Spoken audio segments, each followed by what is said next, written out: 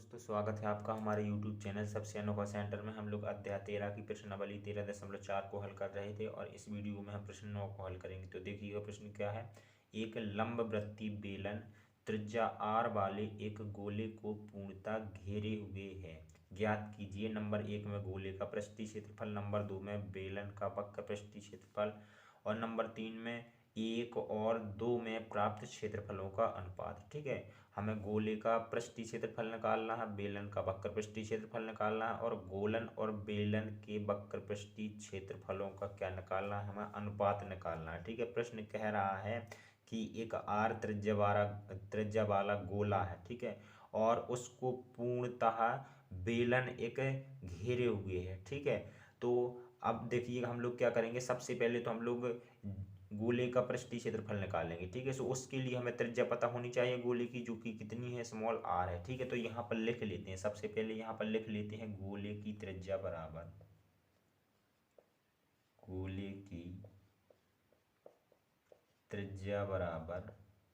Small are. ठीक है, जब गोले की त्रिज्या स्मॉल आर है तो देखिएगा बेलन की भी कितनी हो जाएगी। यहाँ पर लिखेंगे बेलन की त्रिज्या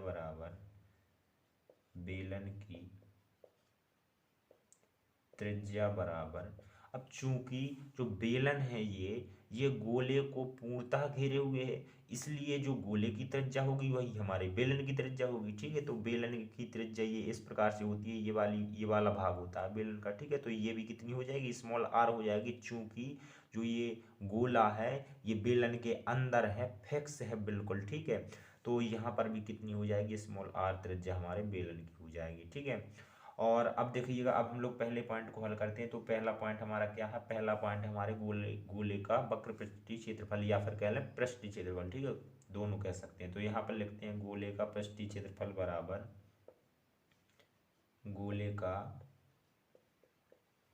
पृष्ठीय क्षेत्रफल बराबर।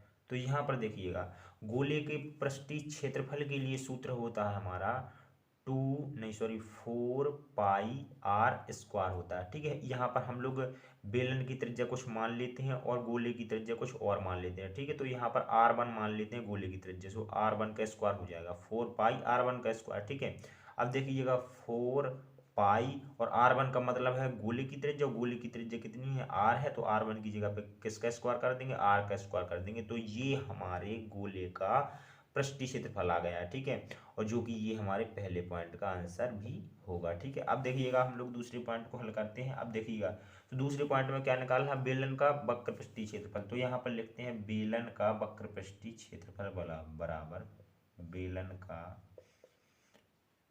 वक्र पृष्ठीय क्षेत्रफल बराबर। ठीक है, यहाँ पर देखिएगा बेलन का वक्र पृष्ठीय क्षेत्रफल होता है 2 पाई आर और एच। ठीक है, इसे हम लोग आर को r2 मान लेते हैं, क्योंकि ये बेलन की त्रिज्या है। ठीक है, हमने गोले की त्रिज्या अलग मानी थी r1 और बेलन की अलग मान ली r2। ठीक है, अब देखिएगा हम लोग इसमें क्या करेंगे, 2 पाई को हम लोग ज्यों का त्यों रखेंगे और r2 की जगह कितना आ जाएगा, r2 की जगह हमारी बेलन की त्रिज्या r आ जाएगी, तो यहाँ पर r लिख दिया। ठीक है, अब ऊंचाई की बात करें तो देखिएगा ये पूरी होती है बेलन की ऊंचाई। ठीक है, इसमें आधा पार्ट हमें पता है, यानी कि जो हमारे इस वृत्त की त्रिज्या है वो r है। अगर एक बार और त्रिज्या जोड़ दें तो वो हमारी बेलन की ऊंचाई बन जाएगी, यानी कि 2r होगी बेलन की ऊंचाई। ठीक है, तो यहाँ पर लिख देते हैं ऊंचाई h की जगह पे 2r। ठीक है, अब हम इन दोनों का गुणा कर देते हैं। तो यहाँ पर 2 का गुणा 2 में होगा, सो यहाँ पर 4 आ जाएगा और पाई है जो पाई आ जाएगा, और r का गुणा r में होगा, सो यहाँ पर r स्क्वायर आ जाएगा। ठीक है, इस प्रकार से ये हमारे बेलन का वक्र पृष्ठीय क्षेत्रफल आ जाएगा, जो कि हमारा आंसर बन जाएगा। ठीक है, दूसरे पॉइंट का। अब देखिएगा तीसरे पॉइंट में क्या बोला गया था, हमें अनुपात बोला गया था। हमें बोला गया था फर्स्ट और सेकंड में प्राप्त क्षेत्रफलों का अनुपात, यानी जो हमने फर्स्ट में गोले का पृष्ठीय क्षेत्रफल निकाला है और सेकंड में हमने बेलन का वक्र पृष्ठीय क्षेत्रफल निकाला है, इनका हमें अनुपात निकालना। तो यहाँ पर लिखेंगे तीसरे पॉइंट में